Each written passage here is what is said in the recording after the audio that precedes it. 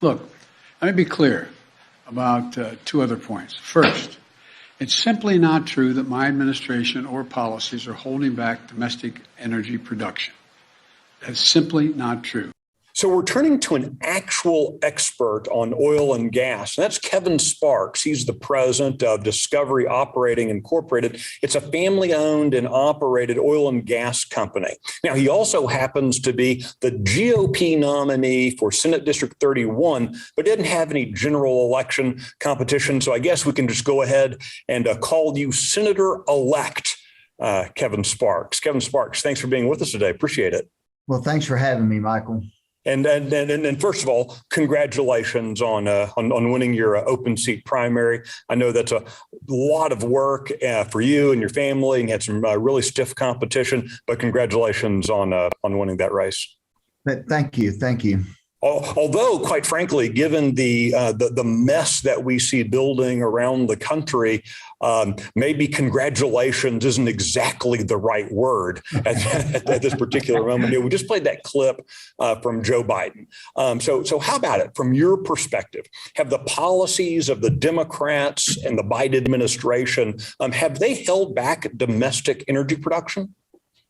Yeah, without a doubt. And actually, I think you got to go further back than that. You've got to go back to the Obama days where, they basically began weaponizing the EPA against the oil and gas industry, all in, the name of green, so-called green policies.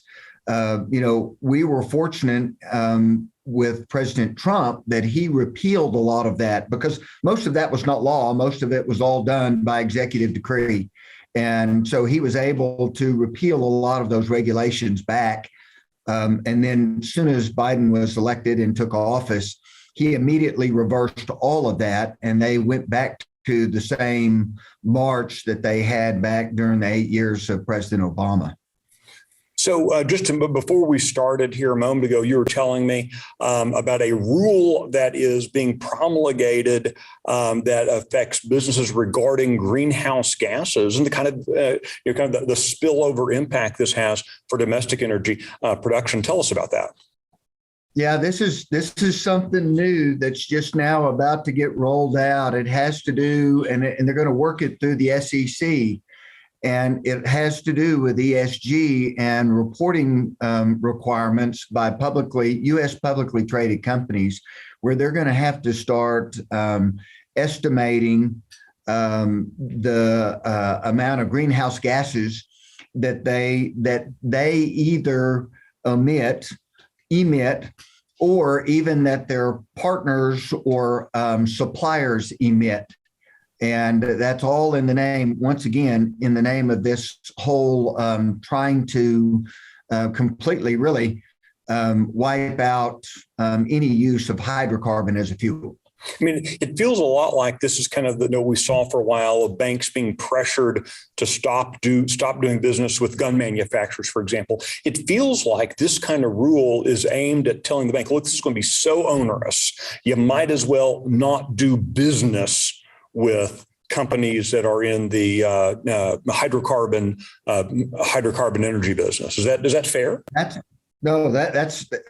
think they've come out and actually stated that on numerous occasions that their hope would be that in the very near term that they would completely shut down all exploration and production of oil and gas. Okay, so what policies should be adopted? What policies should be pursued if we're going to encourage domestic energy production, if we're going to encourage energy independence? What are the policies that we should be promoting?